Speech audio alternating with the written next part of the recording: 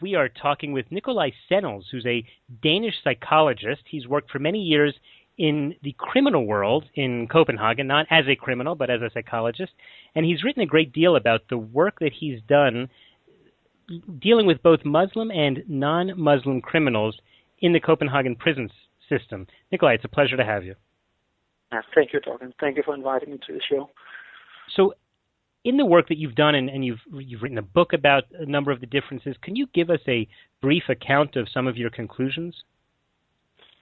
Yeah, I had more than 100 Muslims as clients, and also more than 100 Danish clients as a psychologist, and they were all more or less in the same age group and had the same social background. So the only major difference between the two groups are the religious background. And I found that there are 4 main differences between the two groups, and one is that while Westerners are brought up to feel that anger is a negative feeling, most Muslims are brought up to feel that anger is a way to show strength. Second difference is that the honor concept that Muslims are brought up with makes them very insecure. Thirdly, while we in the West are mainly brought up to have what is called an inner locus of control, meaning that we feel that we decide our own lives. In the Muslim culture, people are brought up to have a so-called outer locus of control, meaning that they feel that their lives are mainly governed by outer factors. And then finally, Muslims are brought up to feel that there's a very big difference between Muslims and non-Muslims, and that Muslims are superior to non-Muslims. That are the 4 main conclusions that I reached. Okay. Have others reached similar conclusions? Have there been other professionals like you have looked at this? Yeah, there's a lot of studies. It's not all of them that reach that reach the media. There's actually quite a lot. One of the studies that did reach the media was a major German study where several thousands young people were interviewed, and the conclusion was that the more religious Muslims are, the more aggressive they are. So there is apparently a connection between getting into Islam and studying it and practicing, and then developing a more aggressive behavior. Mm-hmm. And that's the same conclusion that I reached. Okay, and this has certainly led to a number of issues with integration of Muslim immigrants into Europe. Certainly, there's been a lot of difficulty in the immigrant population. Do we find this in other immigrant populations that have come into Europe? Well, we don't really hear about them. You hear a bit about it, that it can be difficult to integrate gypsies, but it's for different reasons, and they are much less aggressive, especially on the political level. They're much less aggressive. On the other hand, there's also much more Muslims in Europe than gypsies, and that's why we should be more concerned about that. I see. So from your study, your conclusions are that because of the specific points you were making related to anger and honor and lack of tolerance for the host culture, you think this has led to them having a greater instance of being incarcerated? Yeah, definitely. It's also, if you look at the statistics, and especially if you work in the prisons and talk with the people, you will see again and again that while Muslims are very overpopulated or overrepresented in our prisons, their victims are almost always non-Muslims. The only cases where the victims are also Muslims are if it's in connection with honor violence or in rivaling gangs. And this is definitely because of the view that Muslims are taught to have on non-Muslims. Is there a lot of gang violence or gangs in Denmark? Yes, there's a lot. Right now, the latest count was that the police is keeping an eye on 131 gangs in Denmark, and only about a handful is not Muslim. Mm-hmm. We are speaking with Nicolai Sennels, who's a Danish psychologist. He's studied crime in Denmark and done a great deal of study about the about how different people come to crime and has noted that there seems to be a real connection between the Islamic immigrants to Denmark and crime. I'd like to, it's my sense, because I am not an expert in this field, and in fact this is a personal finance show, it's my sense that this is a rather controversial topic in and of itself. But let's look forward a little bit. You've been living in Denmark your whole life, and you've certainly seen a number of changes. Where do you think things are going? And specifically what I'd like to touch on is if there's a huge change in the way the culture acts, in the way that crime is taken care of, how will that affect people who want to invest over the long term in Europe? Yeah, well, I'm not an expert in economy like you are, but we are definitely, it's very clear that the failed integration of Muslims in Europe, and we have a two-figure amount of millions of Muslims here in Europe now.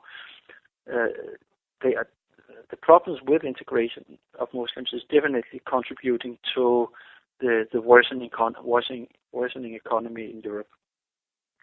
I know, for example, as the latest study in Denmark show that what we call a non-Western immigrant, which is almost always a Muslim, they cost what amounts to about 300,000 euros during a lifetime. And that's only counting the expenses for social benefits. On top of that comes expenses for health, for extra help in school, for police, for prisons, and so on. Isn't that something normal with having immigrants? I mean, immigrants normally are not very wealthy, and they do require a lot of help from the state. Well, most immigrants do very well. We have quite a few Jewish immigrants as well, and from the rest of Europe and from America, and they do very well. Actually, the Western immigrants, they're doing quite well. They're adding money to Denmark. They're not taking money out of Denmark.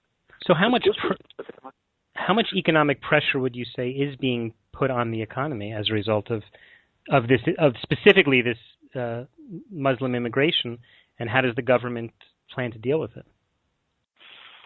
I cannot speak for, I don't know the exact numbers for other countries, but a country like Denmark, we're spending 16 billion kroner each year on social benefits for non-Western immigrants. And then, as I mentioned before, there's a lot of expenses also in other areas. And that's an enormous amount compared to our national product. Because this is already kind of a fact on the ground, there has been for many, many years growing immigration to Europe, and certainly it looks like it's not slowing down too much. In order to deal with this problem, what policy changes could Denmark and other European countries make? It's clear that we should stop immigration from Muslim countries. That's very clear. It has only harmed our economy and our culture, and it's both has been harmed in an immense degree. Besides that, then the immigrants that we have here, we should simply make it so economically unbeneficial not to integrate that the only attractive option would be to immigrate back to their home countries, possibly with some help, with some economic help, like we do here in Denmark, where we pay what amounts to about 15,000 euros to immigrants who choose to give up their residence here in Denmark and move home. Is it otherwise difficult for someone to immigrate to Denmark? For Western immigrants, they do very well. I have a lot of friends here in Denmark who come from other Western countries. So in general, it's not. But of course, if you're not really interested in integrating, it's in which many, I would say most non-Western immigrants are not. Then why should you? Because whether you integrate or not, our welfare system is so big and so strong that they will anyway get a lot of money and free housing, food on the table. There's a lot of extra social benefits that you can get in countries like Denmark, if you don't work. On top of that, especially Muslims have the problem that they're not allowed by their family and the surrounding Muslim community to integrate and adapt to a Western lifestyle. And finally, it's simply difficult, even if you wanted to and you were allowed to, learning the language, adapting to our culture and so on. Okay, we are speaking to Nicolai Sennels, who's a Danish psychologist. He's been talking to us about some of the changes that have been going on in Denmark as a result of the Islamic immigration to the country. Tell me, I'm getting a little bit of a pessimistic feeling from this conversation. Is there anything that those of us on the outside who look at Europe and we are investors into Europe, is there anything positive that we should be looking towards, or is it as bleak as you're saying? Well, I don't think so, actually. I think I don't see any positive signs.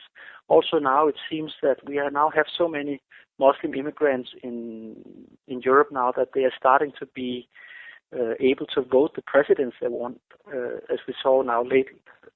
We saw in France now, François Hollande was elected with a difference with about 1.3 million votes. 1.3 million votes for separating him from the conservative candidate. And there are more than 2 million Muslim voters in France, and 93% of them are voting on socialists. So, yes, it's really a very big power now in Europe, and there's nothing that they're not contributing in any positive way. Mm-hmm. Okay, and in the last few seconds before we finish up, could you just tell people how can they follow your work? I'm very much connected to the work of Robert Spencer, so if you look at his homepage, jihadwatch.org, you will find a lot there. You can just Google my name, you'll find a lot. Okay. Nicolai Sennels, it's been very interesting talking with you. Thanks so much for your time. Yes, thank you, Doc. Thank you for inviting me.